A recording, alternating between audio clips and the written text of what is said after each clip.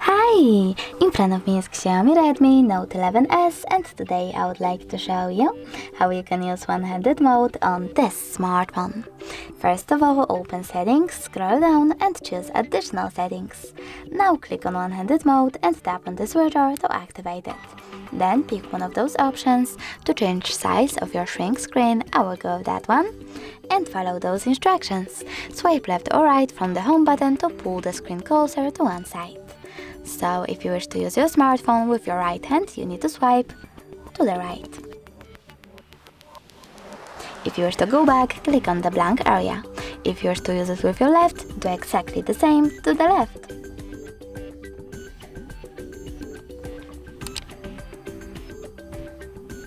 Oh, come on. You can go back the same way. If you wish to turn off one-handed mode completely though, just click on the switcher one more time.